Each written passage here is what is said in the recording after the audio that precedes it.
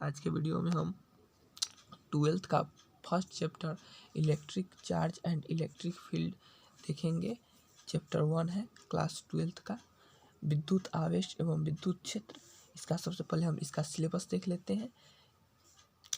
First topic है electric charge, दूसरा है कंजर्वेशन ऑफ चार्ज, तीसरा है कूलम्ब्स लॉ, चौथा है फोर्स बिटवीन डिफरेंट चार्जेस, पांचवा है सुपरपोजिशन प्रिंसिपल, छठा है कंटिन्यूअस चार्ज डिस्ट्रीब्यूशन, सातवां है इलेक्ट्रिक फील्ड, आठवां है electric field due two point charge, नौवां है इलेक्ट्रिक फील्ड लाइंस, 10वां है इलेक्ट्रिक डाइपोल, 11th है electric field due to a dipole, 12th है torque on a dipole in uniform, 13 topic है इलेक्ट्रिक फील्ड, 14 टॉपिक है electric flux, 15 topic है statement of Gauss theorem and its application to obtain electric field due to.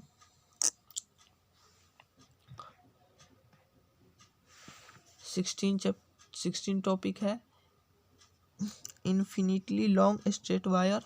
इस सब के बारे में हम विस्तृत चर्चा करेंगे। 17वां है यूनिफॉर्मली चार्ज प्लेन शीट और 18वां है uniformly charge thin spherical shell. सबसे पहले हम ये समझेंगे कि ये जो इलेक्ट्रोस्टैटिक चैप्टर है, इलेक्ट्रोस्टैटिक ये है क्या। इलेक्ट्रोस्टैटिक्स जो चैप्टर है ये है क्या, इसका डिफिनेशन क्या है, इसका मतलब क्या है, ये हम जानेंगे। सबसे पहले इलेक्ट्रोस्टैटिक कहने का मतलब है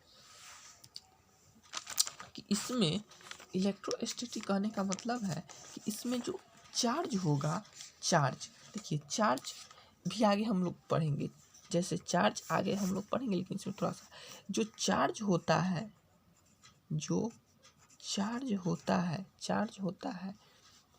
तो इसमें जो चार्ज होता है इलेक्ट्रोस्टैटिक में, वो चार्ज कांस्टेंट होता है, स्थिर आवेश होता है। इसका जो आवेश होता है, चार्ज होता है, कांस्टेंट होता है, स्थिर होता है। जैसा कि आप इसका हिंदी देखते हो, देख लीजिए। इसका हिंदी जो होता है स्थिर वैद्युतिकी। स्थिर वैद्युतिकी मतलब स्थिर चार्ज, मतलब कांस्टेंट चार्ज। तो जिसका चार्ज कांस्टेंट हो, चार्ज क्या हो, कांस्टेंट। और जब चार्ज कांस्टेंट होगा तो इसमें सिर्फ इलेक्ट्रिक फील्ड प्रोड्यूस होता है। तो इसको हम क्या कहते हैं, इलेक्ट्रोस्टैटिक कहते हैं। इसको और अच्छे से समझते हैं। देखिए इसका जो डिफिनेशन है वो देखते हैं।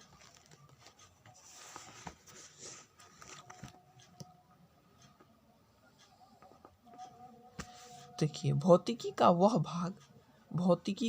वह भाग जिसमें स्थिर आवेश का अध्ययन किया जाता है, स्थिर आवेश का अध्ययन किया जाता है, स्थिर वैद्युतिकी कहलाती है। स्थिर वैद्युतिकी कहलाती है।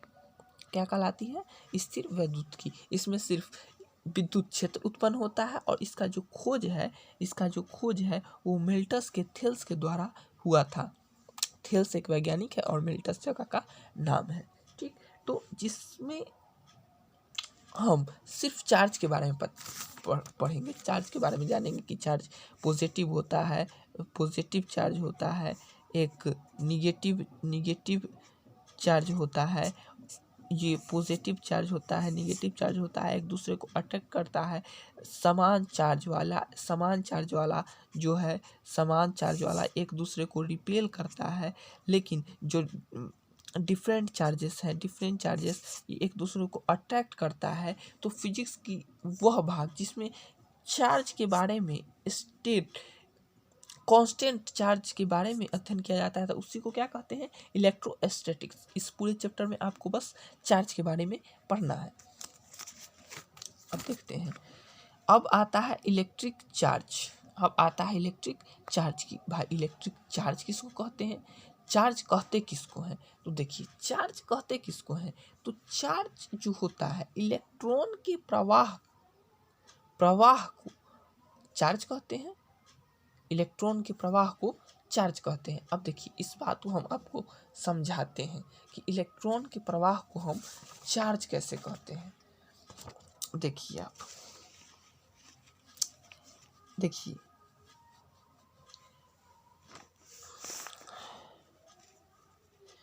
कोई वस्तु है, ठीक है, मान लेते हैं कोई वस्तु है, ये वस्तु है तो वस्तु में बहुत सारे, वस्तु में एटम्स होते हैं, है ना, मॉलिक्यूल्स होते हैं, एटम्स होते हैं, मान लीजिए बहुत सारे क्या होते हैं, एटम्स,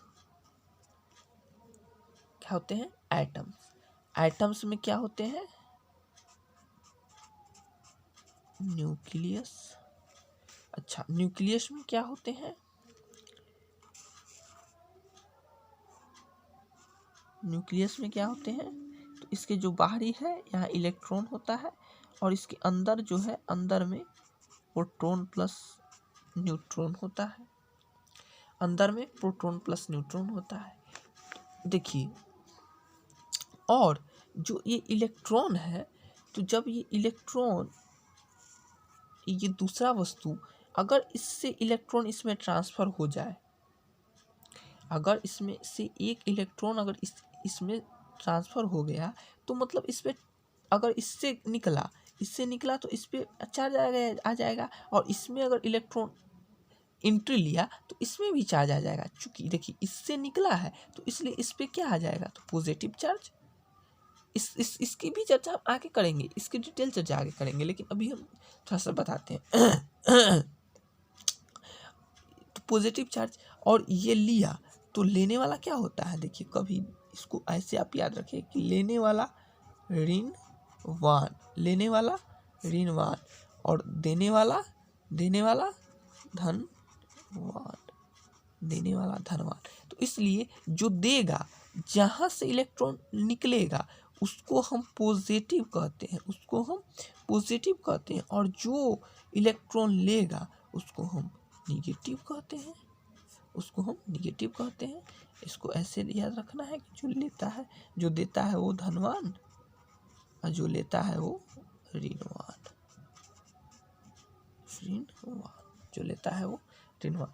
तो एक चीज़ आप समझ लीजिए कि चार्ज आता कहाँ से है, तो जो इलेक्ट्रॉन के ट्रांसफ़र होता है, इलेक्ट्रॉन के ट्रांसफ़र होता है, तो इलेक्ट्रॉन के ट्रांसफ़र के कारण ही चार्ज बनता है। इलेक्ट्रॉन के ट्रांसफ़र, एक इलेक्ट्रॉन, तो एक इलेक्ट्रॉन इधर एक वस्तु से दूसरी वस्तु में गया तो उस पर कुछ ना कुछ चार्ज आ जाता है। चार्ज जब आ जाएगा किसी वस्तु पे, देखिए मान लीजिए कि कोई वस्तु है उस पर प्लस चार्ज आ गया, तो इसमें एक गुण आता है कि ये माइनस वाला को अट्रैक्ट करेगा, ये माइनस वाला को क्या करता है, अट्रैक्ट करने लगता है। या किसी वस्तु पे मान लीजिए कि माइनस चार्ज आ गया, तो ये प्लस चार्ज वाला को क्या करेगा, अट्रैक्ट करेगा, अट्रैक्ट करता है। क्या करता है, अट्रैक्ट करता है, ये एक दूसरे को अट्रैक्ट करता है। लेकिन यदि ये मान लीजिए कि प्लस है और फिर उस प्लस अगर आप उसके पास ले जाते हैं, प्लस चार्ज किसी वस्तु में प्रेजेंट है और दूसरा प्लस अगर आप उसके पास ले जाते हैं, तो ये जानते हैं एक दूसरे को रिपेल करता है। इसका उदाहरण आप देखे होंगे कि जब चुंबक में देखे होंगे कि जब चुंबक को आप प्लस प्लस के जो चुंबक होता है, चुंबक उसको आप सटाएंगे तो ये रिपेल करता है, और जब माइनस प्लस नॉर्थ पोल और साउथ पोल को जब आप सटाएंगे तो दोनों अट्रैक्ट करता है। लेकिन यदि साउथ को सटाइएगा या नॉर्थ को सटाइएगा तो रिपेल करता है। ठीक, इतना बात तो समझ गए। तो इसका डिफिनेशन हो जाता है, इलेक्ट्रॉन के प्रवाह को आवेश कहा जाता है, या किसी वस्तु का वह गुण, या किसी वस्तु का वह गुण जो भी हम समझाए हैं, सेम चीज़ है, बस आप एक बार देखिएगा आपको समझ में आ जाएगा। देखिए, या किसी वस्तु का वह गुण, किसी वस्तु का वह प्रॉपर्टी ऑफ एनी बॉडी जिसके कारण यह किसी दूसरी वस्तु को आकर्षित या विकर्षित करता है। सही बात है, जब यदि उस पर प्लस चार्ज आ गया तो माइनस वाला को आकर्षित करने लगेगा, और प्लस वाला को विकर्षित करने लगेगा। तो किसी वस्तु का वह गुण जिसके कारण यह किसी दूसरे वस्तु को आकर्षित या विकर्षित करता है, आवेश कहलाती है। जब तक चार्ज नहीं है न तो ये अट्रैक्ट करेगा न ही ये रिपेल करेगा। लेकिन जैसे इस पे अगर कोई पार्टिकुलरली चार्ज आता है, जैसे इस पे कोई प्लस चार्ज आता है, तो वैसे ही ये माइनस चार्ज वाले को अट्रैक्ट करता है, माइनस चार्ज वाला को अट्रैक्ट करता है और प्लस चार्ज वाला को रिपेल करता है। ठीक, तो यही कह रहा है कि यदि किसी वस्तु का वह गुण जिसके कारण यह किसी दूसरे वस्तु को आकर्षित या विकर्षित करता है, आवेश कहलाती है। और देखिए ये अदिश राशि होती है। ये कैसी राशि होती है? अदिश राशि। देखिए हम आपको बताते हैं एक बात ये है कि जो प्लस चार्ज है, ठीक है, पॉजिटिव चार्ज है, ये निगेटिव चार्ज को अट्रैक्ट करती है। अपोजिट चार्ज वाला एक दूसरे को अट्रैक्ट करता है, हम भी जानते हैं और आप भी जानते होंगे, ये पहले भी पढ़ना था, 9th में पढ़ना था। देखिए तो अट्रैक्ट करता है कि नहीं करता है। और प्लस है तो जो प्लस चार्ज है इसको क्या करता है? विकर्षित करता है। इसको क्या करता है? विकर्षित करता है। तो ऐसा तो नहीं है कि ये जो प्लस है और माइनस है तो डिफरेंट चार्ज है, तो ये दूसरों को आकर्षित करता है, अट्रैक्ट करता है। तो ये पूरब में ले जाएंगे ना, पूरब में तो करेगा, अब पश्चिम में ले जाएंगे तो नहीं करेगा। ऐसा तो नहीं है। प्लस प्लस रिपेल करता है, तो ऐसा तो नहीं है कि पूरब में ले जाएंगे तो रिपेल करेगा और पश्चिम में ले जाएंगे तो रिपेल नहीं करेगा। कहने का सेंस ये है कि इस पे तो डायरेक्शन का तो कोई इफेक्ट पड़ता नहीं है, इस पे डायरेक्शन का तो इफेक्ट नहीं पड़ता है, ये तो डायरेक्शन से स्वतंत्र होता है। और जब डायरेक्शन से स्वतंत्र होता है इसका मतलब क्या हुआ कि ये स्केलर है, ये वेक्टर नहीं है। वेक्टर यदि ये इस दिशा का अगर इस पे असर पड़ता तो ये तो वेक्टर हो जाता, but it is not vector, it is a scalar quantity, यह अदिश राशि है। अब देखिए इलेक्ट्रिक चार्ज है, चार्ज को हम न या तो आप कैपिटल क्यू से सूचित कर सकते हैं, बहुत कुछ नहीं है, आराम से बस देखते हुए समझ में आ जाएगा। या तो आप कैपिटल क्यू से चार्ज को सूचित कर सकते हैं या स्मॉल क्यू से भी आप चार्ज को सूचित कर सकते हैं। यहाँ लिखा है कि इसको क्यू या क्यू से सूचित किया जाता है। अब देखिए जो इसका, अब ये जो लाइन है इससे इसका डिफिनेशन निकलता है। देखिए क्या होता है कि जो इसका मैग्नीट्यूड है, परिणाम, इसका जो परिणाम है वो विद्युत धारा, इलेक्ट्रिक करंट तथा टाइम के मल्टीपल के बराबर होता है, गुणनफल के बराबर होता है। इसका जो परिणाम है, परिणाम करने का मतलब कि चार्ज को हम सूचित किससे किए? क्यू से। चार्ज को हम क्यू से सूचित किए और जो इसका परिणाम होता है विद्युत धारा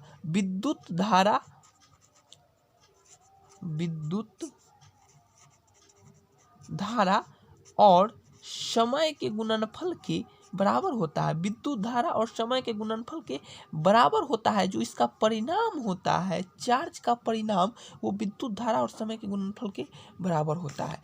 और देखिए विद्युत धारा को हम सूचित किससे करते हैं? तो आई से करते हैं। विद्युत धारा को हम आई से सूचित करते हैं। Electric current is denoted by I. Okay, and it is और देखिए इसको हम गुना करेंगे टाइम, और टाइम को किससे सूचित करते हैं? टी से करते हैं। तो इस प्रकार से देखिए कि Q बराबर फार्मूला बन गया आई टी। बहुत ही अच्छा फार्मूला, चार्ज का फर्स्ट फार्मूला। चार्ज का भी और भी बहुत सारा फार्मूला आगे आने वाला है, लेकिन ये जो है ये फर्स्ट फार्मूला है। ये क्या है? फर्स्ट फार्मूला है। ये चार्ज का फर्स्ट फार्मूला है। ठीक है, तो हमने देखा कि चार्ज का अभी तक एक फार्मूला आ गया, Q बराबर आई टी। जहाँ Q क्या है? Q है चार्ज, और I क्या है? I है इलेक्ट्रिक करंट, और T क्या है? T है टाइम। देखिए यदि आपको चार्ज पूछेगा, कोई भी क्वेश्चन में पूछे चार्ज, और उसमें क्या रहे ना कि इलेक्ट्रिक करंट दिया रहे, क्या रहे? इलेक्ट्रिक करंट दिया रहे और क्या पूछे आपसे पूछे कि बताइए कि इसका चार्ज क्या है और टाइम दिया रहे, कोई भी इसमें दो चीज़ से कि एक चीज़ पूछ सकता है आपसे, या तो आपको चार्ज और टाइम का वैल्यू दे दे तो इलेक्ट्रिक करंट पूछ ले, या करंट और टाइम का वैल्यू दिया रहे और आपसे चार्ज पूछ ले। तो ये तीनों में से ना, चार्ज, करंट और टाइम, ये तीनों में से कोई दो वैल्यू दिया रहे, चार्ज, करंट और टाइम, और इस तीनों में से किसी दो का वैल्यू दिया रहे और कोई एक पूछे, तो आप आराम से निकाल सकते हैं। इस पर हम अभी क्वेश्चन भी करेंगे। देखिए, इस पे अभी हम क्वेश्चन भी करेंगे, बहुत ही जल्दी रुकिए, इस पे हम क्वेश्चन करते हैं। एक क्वेश्चन भी देखते हैं, इस पे क्वेश्चन देखते हैं।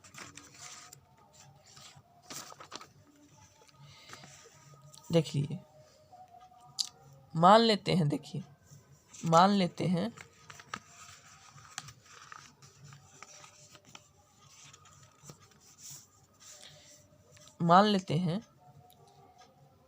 कि विद्युत धारा का मान,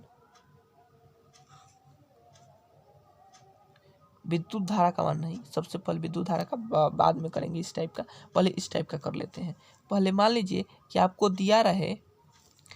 दिया रहे करंट का मान दिया रहे, मान लीजिए कि 5 एम्पियर करंट का मान दे दिया, ठीक है, और आपसे पूछे कि 5 एम्पियर और टाइम दे दे 5 एम्पियर और टाइम दे दे 5 मिनट, टाइम दे दिया 5 मिनट, ठीक है, और पूछे कि 5 एम्पियर करंट 5 मिनट में कितना चार्ज उत्पन्न करती है।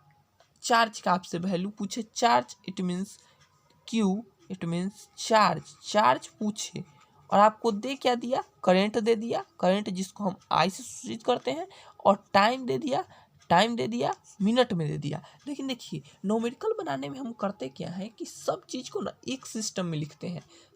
एक सिस्टम कहने का मतलब ना, जैसे एसआई सिस्टम होता है, जो सब चीज़ को हम एसआई सिस्टम में कर लिखते हैं। तो देखिए, यहाँ तो 5 एम्पियर ये ठीक है, आई का ठीक है, और टाइम यहाँ मिनट में दे दिया, इसको एसआई यूनिट, इसको हम सेकेंड में कन्वर्ट कर लेंगे। तो जब आप सेकेंड में कन्वर्ट करिएगा तो चूंकि 1 मिनट में 60 सेकेंड होता है, तो इसलिए 5 में 360 सेकेंड हो जाएगा, 360 सेकेंड नहीं, 300 सेकेंड, 300 सेकेंड हो जाएगा। 1 मिनट में 60 सेकेंड, तो 1 मिनट में 60 सेकेंड, तो 5 मिनट में 6 × 5 = 30, 300 सेकेंड, ठीक है, 300 सेकेंड हो जाएगा। तो आपको टाइम का वैल्यू पता चल गया यहाँ से एसआई यूनिट में, और करंट धारा का भी वैल्यू 5 एम्पीयर पता चल गया। अब आपको चार्ज निकालना है, तो लगा दीजिए फॉर्मूला, Q बराबर IT, आई का वैल्यू 5 है, आई का वैल्यू 5, और इसका वैल्यू, टाइम का वैल्यू 300 कर दीजिए, 1500 एम्पियर सेकेंड है, ये एम्पियर सेकेंड है। बना कि नहीं बना? बना ना? देखिए, आप इसका स्क्रीनशॉट ले सकते हैं,